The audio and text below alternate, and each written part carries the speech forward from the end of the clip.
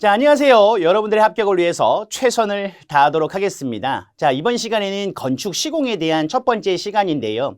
물론 건축 시공이 배점도 많고 여러분들 이쪽에서 다득점 받으시면 당연히 합격으로 근접할 수는 있겠습니다만은 여러분도 아시다시피 건축 시공은 내용이 정말로 많습니다. 그 내용에서 내가 다득점 받는 노력이라면 공정이나 품질, 그 다음에 적산, 그 다음 구조의 부분에서 내가 어느 정도 점수를 세이브하고요. 그 세이브의 기대에 미칠 정도로만 시공을 접근하시는 게 여러분들 정신 건강에도 좋으실 거고 합격으로 빨리 갈 수 있는 지름길 겁니다. 근데 첫 시간인데 바로 제가 진도를 나가기보다는 출제 유형이 어떤 식으로 나오고 있는지 제가 오리엔테이션 시간에 잠깐 설명은 드렸습니다만은 조금 부족한 설명을 더 여러분들 보충을 한번 해보도록 할게요. 자, 첫 번째는 시험 문제 배점이 어떤 식으로 유형이 출제가 되냐 하면요. 첫 번째는 단답형 형태로 출제가 될 겁니다. 예를 들어 시험 문제에서 우리가 다음과 같이 물어볼 수 있죠. 무슨 설명을 해놓고요. 다음에 현상을 무엇이라고 하는가 이렇게 물어보는 경우도 있을 수 있고 무슨 다음에 공법을 무엇이라고 하는가 이렇게 물어보는 경우도 있을 겁니다. 그러면 다음과 같이 무슨 현상과 무슨 공법을 물어본다면 여러분들이 답변할 때 예를 들어 답이 보일링 현상이다라고 하면 공부할 때 이렇게 그냥 보일링만 이렇게 적고 놔두시는 분들 계실 텐데 공부할 때부터 습관을 물어보는 말을 바로 인용을 해서 답변하는 습관을 기르시기 바라겠습니다. 무슨 뜻인지 아시겠죠? 물어보는 대로 나는 답변을 하겠다라는 이런 준비된 자세가 필요한 거고요.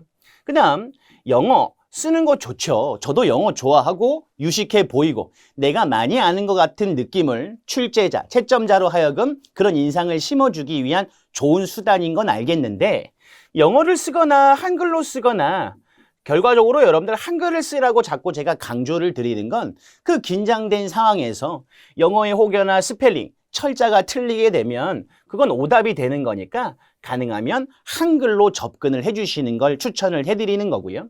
자, 두 번째는 서술형입니다. 서술형은 단답형을 반대로 물어보는 거겠죠, 여러분들. 아까는 무슨 현상을 무엇이라고 하는가 이렇게 물어보면 저희가 뭐 보일링 현상이라고 답을 했다면 반대로 서술형에서는요. 보일링 현상에 대해서 기술하십시오라고 얘기할 수 있죠. 그러면 제가 그 모든 내용들을 교재에 있는 해설 그대로 여러분들 옮겨다 적을 수는 없을 거예요. 그러니까 꼭 들어가야 되는 누구만 키워드 위주로만 여러분들이 정리를 하시는 거예요. 그러면 여러분들은 그렇게 저한테 질문을 많이 합니다. 다음에 해당되는 문구에선 키워드는 이렇게 썼는데 이게 맞습니까? 틀립니까? 라고 많이 질문을 하실 텐데요. 그런 키워드 부분은 제가 수업 시간 중간중간마다 다음에 해당하는 키워드는 꼭 들어가야 됩니다. 라고 언급을 해드릴 테니까요. 그 부분 조심하셔서 여러분들만의 답을 따로 하나 만들어 보시기 바라겠습니다. 다시 한번 책하고 토시 하나 안 틀리게 적는 거 불가능한 일일 거고요. 세 번째는 각각의 무슨 종류를 쓰라는 내용도 있을 수 있죠. 뭐 여러분들도 알다시피 보링의 종류를 다음과 같이 3가지 쓰세요. 뭐 또는 4가지 쓰세요. 이렇게 물어볼 수 있다면 우리가 공부할 때는 수세식, 그 다음 뭐 회전식, 그 다음 충격식, 그 다음 오거식 보링 이렇게 정리를 할 수 있겠습니까? 자, 그런데 시험 문제에서는 보링의 종류를 3가지 물어본 거니까요. 공부할 때 수세식, 회전식, 충격식, 오거식 이렇게 적기보단 뒤에 아까 요 위에서 언급해드린 말과 같은 말입니다. 뒤에 무슨 말을 다 붙여주세요. 보링을 물어봤을 거니까 보링의 종류니 뒤에 다 보링을 붙여서 수세식 보링, 회전식 보링, 충격식 보링, 오거식 보링이라고 써줘야 정확하게 물어본 대로 답변을 해주는 겁니다. 이런 내용들을 처음부터 여러분들 습관을 좋게 들이시면 내가 풀이할 때 아무래도 도움이 될 거고요. 네 번째는 특징을 물어보는데 특징을 물어보는 경우도 있고 장점 따로, 단점 따로, 장단점을 동시에 물어보는 경우도 있을 겁니다. 여러분 보기엔 특징을 물어보는 게 쉬운 문제일까요? 장점만 물어보는 것, 단점만 물어보는 게 쉬울까요? 그렇죠? 특징을 물어보는 게 쉬운 문제입니다.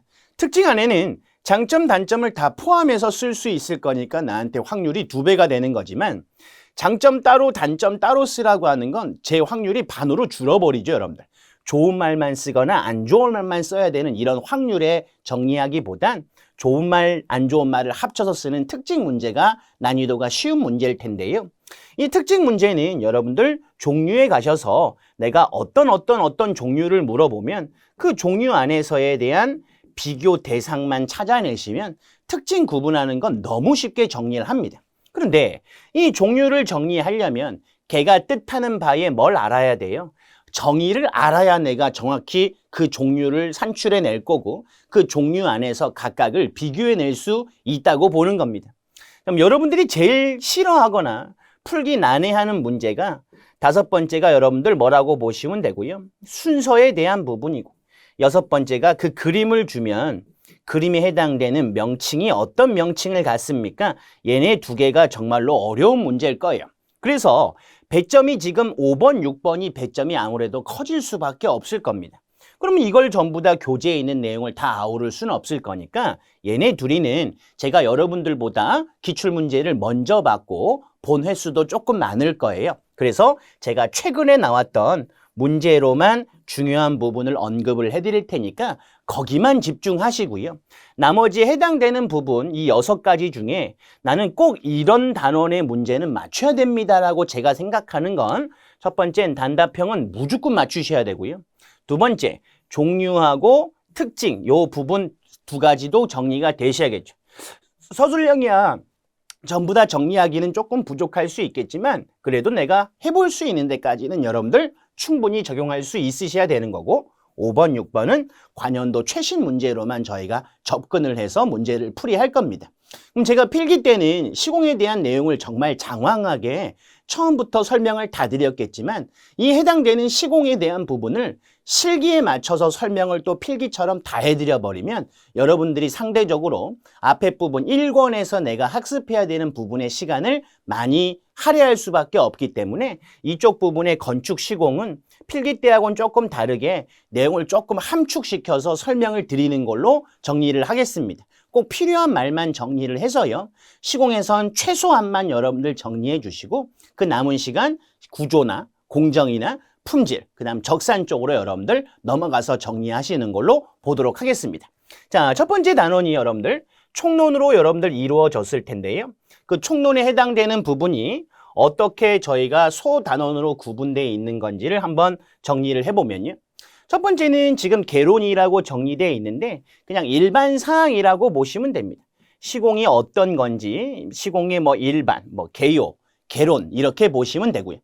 예전에 지었던 건축물인 경우에는 규모가 조금 소규모였고 층수도 낮았고요. 면적도 그렇게 크진 않았을 겁니다만은 요즘 최근 추세로 들어오는 순간 고층 건축물들이 많이 들어오죠. 하다못해 초고층 건축물도 들어오기 때문에 이대로 옛날처럼 관리를 해서는 내가 관리를 최소한으로 할 수밖에 없지 않겠느냐. 그래서 최근에 맞춰서 관리 기법들이 조금 어떻게 돼야 되는 거구나.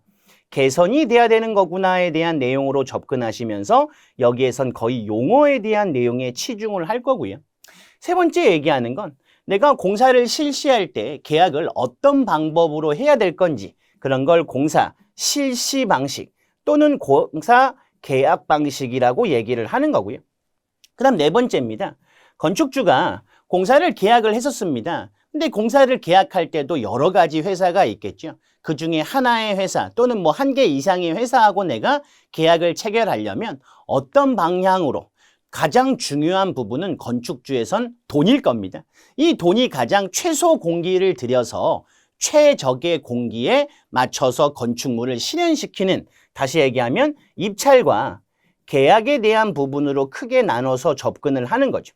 그럼 시험 문제에선 가장 많이 출제가 되는 게 일단 용어는 정리가 되셔야 되는 거고요.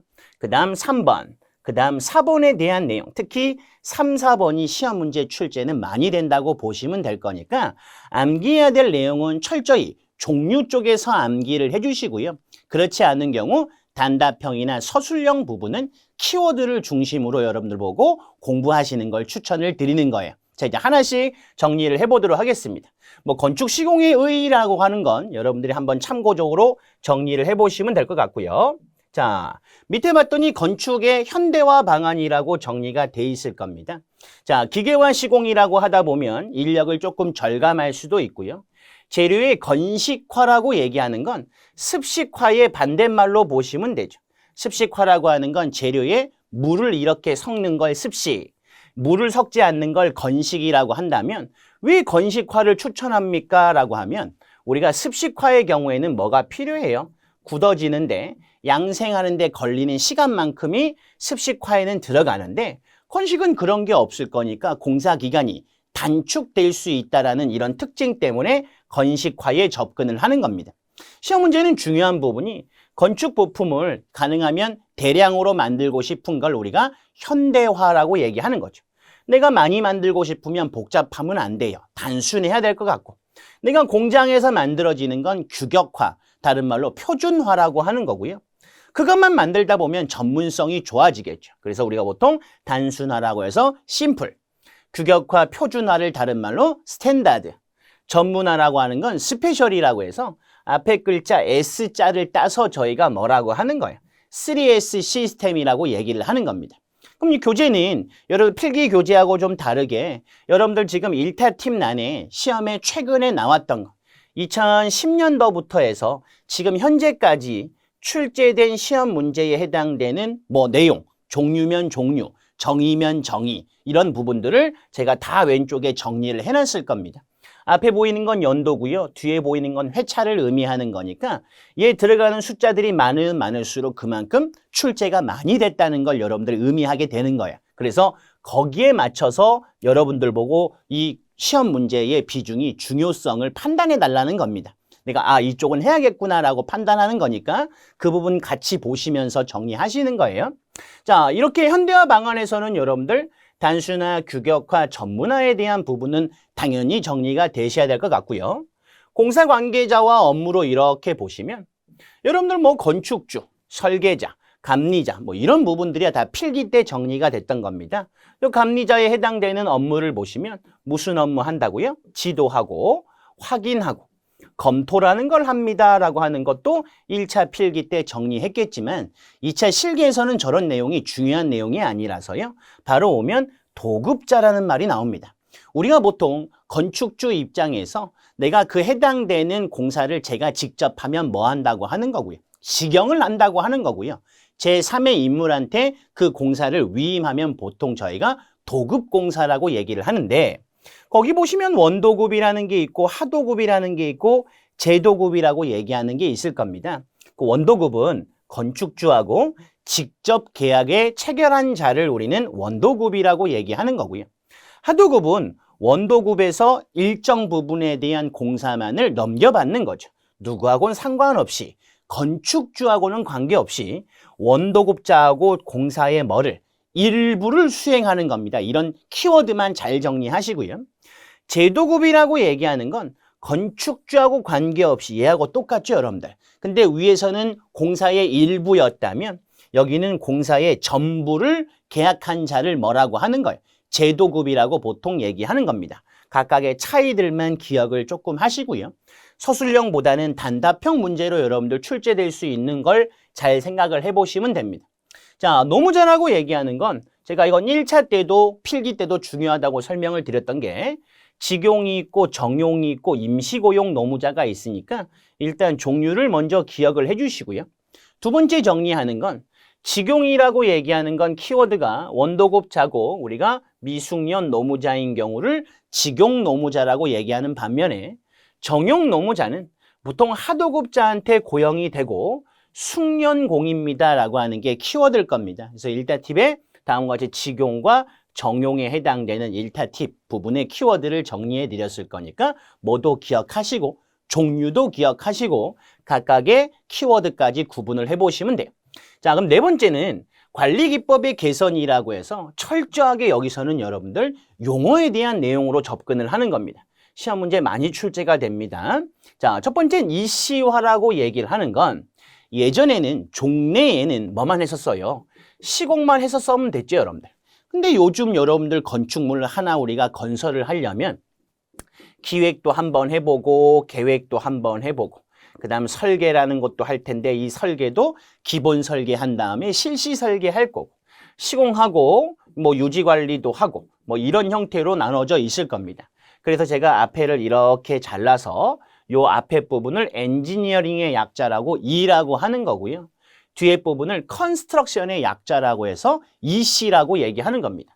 그러니까 예전에는 뭐만 했지만 컨스트럭션만 했지만 최근 들어와선 다음 기획부터 유지보수까지에 대한 업무 범위가 어떻게 됐다? 넓어졌다라고 얘기하는 걸 EC화라고 얘기하는 거니까 얘 가장 중요한 말은 업무 영역이 어떻게 됐다?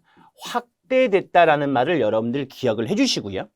얘는 기획, 계획, 설계, 시공, 유지, 보수에 해당되는 부분은 꼭 이 단원에, 이 문제에 국한해서 생각하지 마시고 앞으로 우리가 계약 방식과도 계속 이러한 용어를 쓰는 거예요.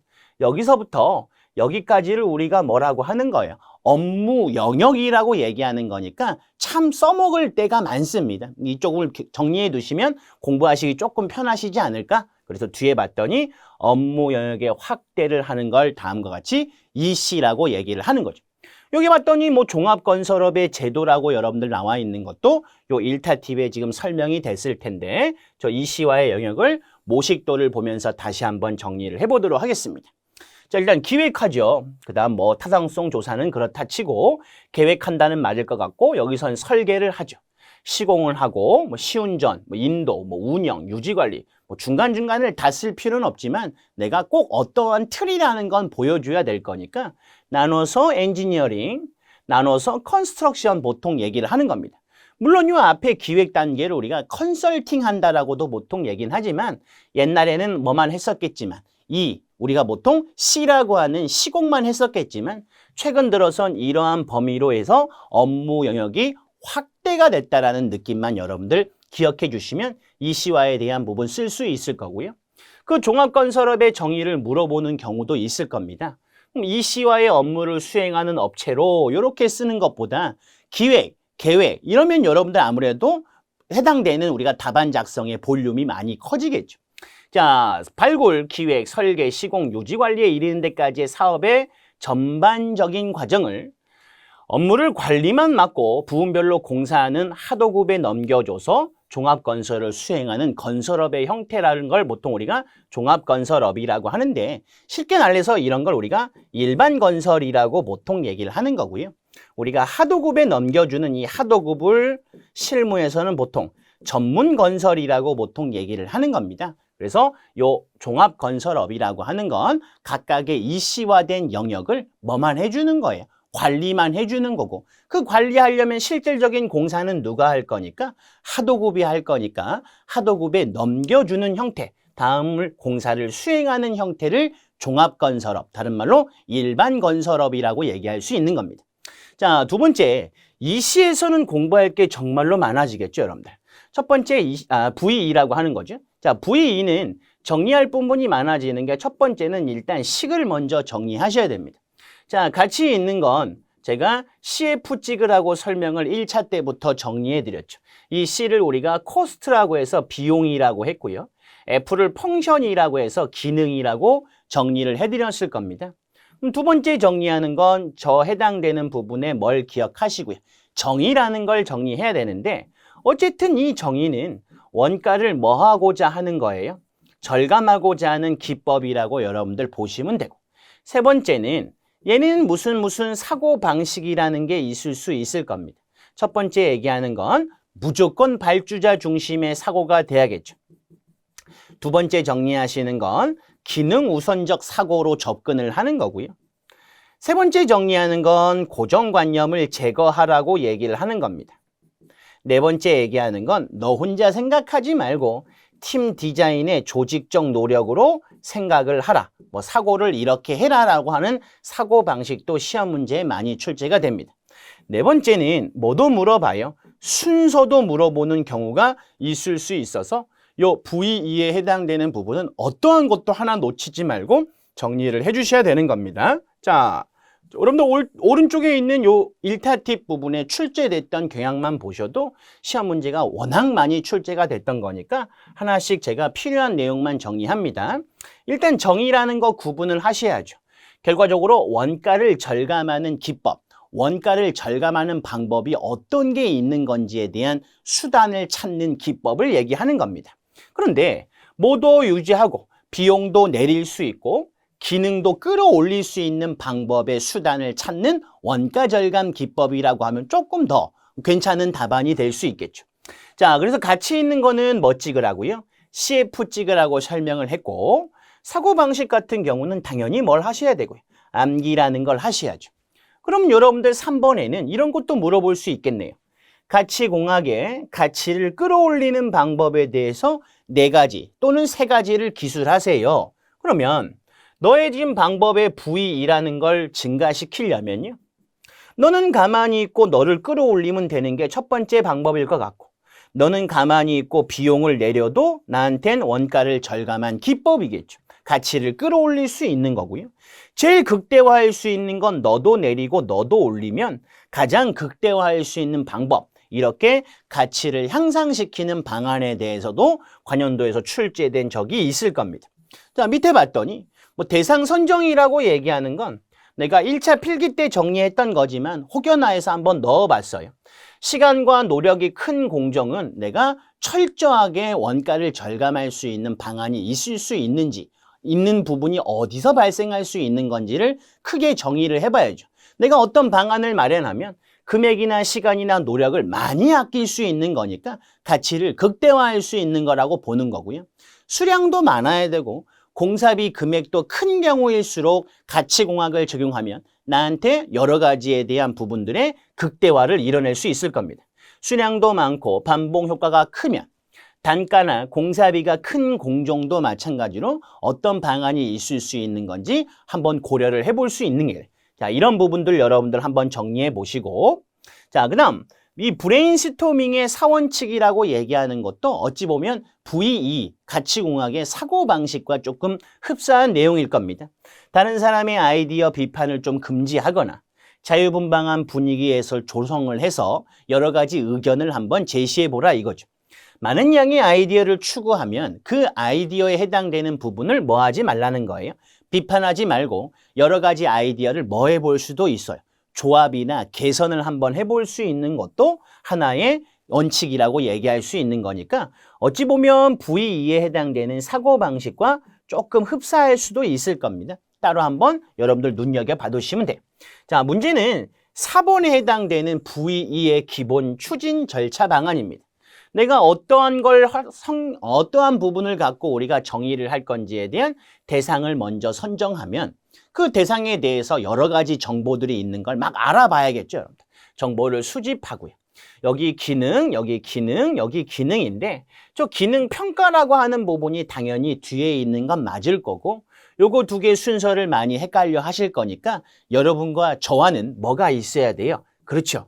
을이라는 게 있어야 될 것 같습니다. 그래서 의자 다음 리자라고 정리를 해주시고, 기능을 다 평가해 봤다면 아이디어를 한번 떠올려서 괜찮으면 뭐도 해보고 우리가 해당되는 걸 평가도 해보고 제안도 해서 실시를 하겠다라는 다음과 같은 내용들로 순서를 물어보는 경우가 있을 겁니다. 한 번만 여러분들 생각으로 한번 나열해 보시고 내가 어느 부분을 틀리고 있는 건지에 대한 순서만 재배열을 한번 해보시면 될 것 같아요. 자, 그 다음 5번째는 가치 향상 방법이라고 해서 아까 제가 잠깐 언급을 해드렸을 겁니다. 자, V2는 C분의 F라고 얘기하는 거니까 기능을 일정하게 유지를 하고 비용을 내리면 얘가 올라가겠죠, 여러분들? 그걸 얘기하는 거고요. 자, 그 다음 비용을 일정하게 유지하고 기능을 끌어올려도 될 것 같습니다. 아니면 비용을 내리고 기능을 올려도 다음과 같이 가치를 향상할 수 있는 방법이 요 가치공학에 해당되는 여러 가지 요소들에 대한 학습을 꼭 진행을 해두시고요. 자, 요 LCC라고 얘기하는 건 라이프 사이클 코스트라고 보통 얘기할 수 있습니다. 라이프라고 얘기하는 건 삶, 생애, 그 다음 사이클이라고 얘기하는 건 주기를 우리는 의미할 수 있고요. 그 다음 여러분들 코스트라고 보는 건 보통 비용을 의미하는 겁니다. 얘는 건물이 처음에 여러분들 지어지는 순간이 아까 EC라고 하는 걸 다시 한번 이용하는 거예요. 건물이 기획, 그 다음 설계, 그 다음 뭐 시공, 뭐 계획도 중간에 들어갈 수 있겠죠. 그 다음 유지보수, 뭐 이런 부분까지 이르는 들어가는 사양 모든 비용을 우리는 뭐라고 얘기하는 거예요? LCC라고 얘기하는 겁니다. 예를 들어서 다음과 같이 건설비를 제가 파란색에 해당되는 도표로 그려보면 A, B, C라고 정리하면요. 내가 똑같은 품질을 보장한다는 전제하에 여러분들은 누구하고 계약을 맺어야 됩니까? 똑같은 품질이 된다면 건설비가 적은 애하고 우리는 이렇게 계약을 맺어야 될 거지만 여기에다가 제가 뭘 같이 추가로 올려봐요. 유지보수비까지 추가로 올려봤더니 얘는 유지보수비가 이만큼 들었고 얘는 이만큼 들었고 얘는 요만큼 들었다고 가정을 합니다. 그러면 이 건물을 판단할 때 지금 보이는 뭐만 갖고 건설비만 갖고 판단하지 말고요. 건물이 처음 지어지는 순간부터 건물이 해체에 이르는 데까지 들어가는 모든 비용을 보면서 그 건물의 가치를 판단해 달라고 거기에 들어가는 모든 비용을 뭐라고 한다고 LCC라고 얘기를 하는 겁니다. 반대로 얘기하면 여기 지금 가치공항에서 밑에 보이는 여기의 비용을 우린 뭐라고 하는 거예요? 이걸 LCC라고 얘기하는 거죠. 됐죠? 다시 얘기합니다. 건물이 기획, 계획, 설계, 시공, 유지, 보수, 해체에 이르는 데까지 들어가는 모든 비용을 우리는 뭐라고 하는 거예요? LCC라고 얘기할 수 있는 거죠. 생애 주기 비용이라고 하는 겁니다. 기획, 계획, 설계, 유지, 해체 뭐 이런 부분들이야 이제는 우리가 계속 알고 있으셔야겠죠. 이게 EC화에 대한 부분에다가 해체만 더 들어간 거니까 그 전 과정에 들어가는 모든 비용의 합계를 우리는 생애 주기 비용이라고 얘기할 수 있다는 거. 충분히 쓸 수 있으셔야 됩니다. 시험도 그만큼 출제가 많이 되는 부분이니까 이쪽은 조금 정리를 해주시고요. 자, 그 다음 이제 4번에 건설정보관리라고 하는 부분을 제가 그냥 전산화라고 한번 얘기를 해보면 크게 세 가지가 있죠. 하나는 CIC, 하나는 칼스라고 하는 게 있고 하나는 PMIS라고 정리하는 게 있을 겁니다. 얘네 둘이를 합쳐서 보통 우리가 뭐라고 얘기하냐면요. 건설 분야, 뭐 건설에 해당되는 통합 정보 시스템이라고 보통 얘기를 합니다. 전상망도 좋고요. 뭐 전산 통합 시스템도 좋습니다. 근데 얘네 둘이를 구분하는 가장 큰 특징은 얘는 누구나 공유할 수 있는 건설 분야 종합 시스템. PMIS 이 P자의 약자가 프로젝트입니다. 그럼 프로젝트에 관계되어 있는 프로젝트 관련자들끼리만 공유하는 건설 분야 종합 시스템, 뭐 통합 시스템을 우리는 PMIS라고 얘기하는 거니까 얘는 똑같이 쓰시되 뒤에는 이런 애들이 들어갑니다라는 키워드만 정리를 해주시고요. CIC라고 하는 건 가장 중요한 용어는 건설 생산에 해당되는 부분입니다. 이게 가장 중요한 용어라서 한 번씩 읽어볼게요. 자, 건설 프로세스의 효율적인 운영을 위하여 형성된 개념으로 예죠. 건설 생산에 초점을 맞춰서 계획, 관리, 엔지니어링, 설계, 구매, 계약, 시공, 유지보수. 지금 제가 밑줄 친 것만 봐도 뭐 얘기하는 거예요? 이시화 얘기하는 겁니다. 그러니 요 단어들은 꼭 여러분들 머릿속에서 알고 계셔 주시면 여러분들이 원하는 답의 볼륨을 맞출 때 정말로 적합하게 적절하게 사용할 수 있을 거예요. 컴퓨터를 이용하여 능률적으로 처리하고 최적화하는 기법을 의미합니다. 그럼 제가 여러분들 저 뒤에 있는 말 안 보고 한번 설명해 볼게요. CIC라고 얘기하는 건 건설 생산의 초점에 맞춰서 기획, 계획, 설계, 시공, 유지보수, 해체에 이르는 데까지에 대한 모든 처리 내용을 최적화하는 기법이라고만 적어버리면 100점 만점에 100점이 되는 거니까 지금 제가 이렇게 정리해드리는 키워드 위주로 여러분들만의 답란을 마련하려고 노력을 해주시고요. 자, 칼스라고 하는 것과 PMIS라고 얘기하는 부분은 여기 봤더니 건설 분야 통합 정보 시스템이라는 말이 보이고 여기도 뭐 정보 전산 체계라는 말이 보이지만 두 가지 구분하지 마시고 그냥 동일한 용어로 사용은 하시되 여기는 건설 관련 이용자 누구나 다음과 같이 공유할 수 있는 거고요. 여기는 사업의 프로젝트에 연관되어 있는 사람들끼리만 다음과 같이 우리가 공유할 수 있는 경영 정보 전산 체계 또는 건설정보종합 시스템이라고 사용하시면 될 거니까 얘하고 얘는 같은 의미일 거고요. 그렇죠? 얘하고 얘만 차이가 있다는 것만 여러분들이 생각을 해주시면 될 것 같습니다. 자, 그다음 5번에 보시면 린건설이라고 여러분들 구분이 되는데 이 린건설을 보통 저희가 JIT 공법이라고 보통 얘기를 합니다. 이 JIT는 즉시, 적시도 좋고 즉시도 좋습니다. 즉시 생산 시스템이라고 해서 우리가 건물을 이렇게 지으려면요.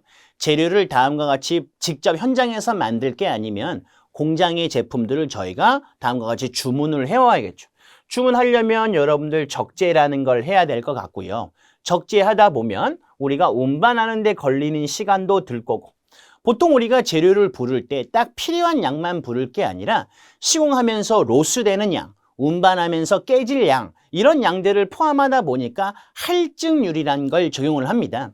그러면 여러분들 내가 쓸 양보다 조금 더 부를 텐데 남으면 다음과 같이 뭐도 해야 돼요? 보관도 해야겠죠. 그럼 여기서 파생되는 모든 비용이 결과적으로 누가 부담을 합니까? 건축주가 부담을 해야 될 겁니다. 그러지 말고 적재, 운반, 보관 요렇게 불필요한 낭비를 최소화해서 바로바로 즉시 생산하겠다는 시스템을 린건설이나 즉시 생산 시스템이라고 같이 보시면 됩니다. 별개로 나누지 마시고요. 자, 갈게요. 주문의 재고나 낭비를 최소화하여 관리 능률 및 변이 관리 능력을 향상시키는 건축 생산 시스템이고요. 일반적으로 보통 저희가 공사 흐름에 맞춰서 생산을 하는 거고요. 대량 생산이 주 목적이 아니고 딱 필요한 양만큼만 생산을 해야 다음과 같은 이런 낭비를 할 수 있어요? 그렇죠. 최소화할 수 있다고 하는 겁니다. 린건설을 봤더니 얘도 마찬가지죠. 다음과 같이 똑같은 내용으로 여러분들 보셔도 무방할 거니까 얜 얘 따로 정리하고 얜 얘 따로 정리하려고 하지 마시고 한 번에 구분을 하시면 한 번 공부로 두 가지 용어에 대한 답을 마련해 내실 수 있을 겁니다. 자, 그다음 6번째죠. 조금 여러분들 내용과 좀 괴리감이 있을 수는 있겠지만 건설관리 조직에 대한 부분이 라인 조직부터 기능식 조직, 라인 스텝 조직, 전담반 조직, 매트릭스 조직이라고 이렇게 주어져 있을 겁니다. 시험 문제에선 어떤 게 보통 출제가 됩니까? 라고 물어보면 한 문제 정도 출제가 될 겁니다. 그 부분에 대한 것만 여러분들 한 번씩 정리해 보시면 되고요. 시험 문제가 그렇게 많이 출제되진 않을 거예요. 시험 문제에선 10년도쯤에서부터 딱 요 라인 조직에 대한 걸 단답형으로 한 번 물어본 적이 있을 거니까 그 내용으로만 여러분들 정리를 해주시면 됩니다. 자, 그 다음 2페이지를 넘기면 각각 지금 이 단원까지 배웠던 문제들이 수록이 돼 있을 겁니다. 제가 문제는 보통 2000년도부터 해서 정리를 하고요. 현재까지 여러분들 배치를 해놨습니다. 그런데 내가 2000년도에 해당되는 문제부터 다 보기에는 또 시간이 많고 많이 걸릴 거고 문제의 양도 워낙 많으실 거니까 여러분들이 한번 이렇게 중요한 거 밑줄 쳐보시고 한 번씩은 써보고 싶잖아요. 그러면 지금 뒤에 있는 문제에 가서 여러분들이 한 번씩 이렇게 작성을 해보는 시간을 한번 가져보시면 좋을 것 같고 문제풀이는 따로 하지 않겠습니다. 왜 그러냐면 제가 이 시공이 끝나고 나면 이제 기출문제 풀이하러 갈 거예요. 기출문제 풀이는 제가 한 7개년 정도 시험 문제를 수록해 놨기 때문에 이 7개년도 풀이할 때 시공 문제를 정리하는 게 요 내용 보는 것보다 최근에 있는 문제를 푸는 게 우리한테는 더 도움이 될 거라고 제가 판단이 했어요. 그래서 요 내용을 다 정리하는 건 시간이 원체 오래 걸릴 거니까 기출문제 가서 시공에 대한 문제풀이를 한번 진행을 해보도록 할 거니까요. 여러분들은 뒤에 있는 문제들 한 번씩만 이렇게 어떤 내용이 중요한 건가, 어떻게 물어보고 있는 건지인가 이런 부분의 유형만 판단해 보시고 시간 되실 때 한 번씩 이렇게 작성해 보시면 될 것 같습니다. 자, 이렇게 마무리하고요. 저는 다음 시간에 이제 공사 계약 방식, 실시 방식부터 진행을 하는 걸로 하겠습니다. 수고 많으셨습니다.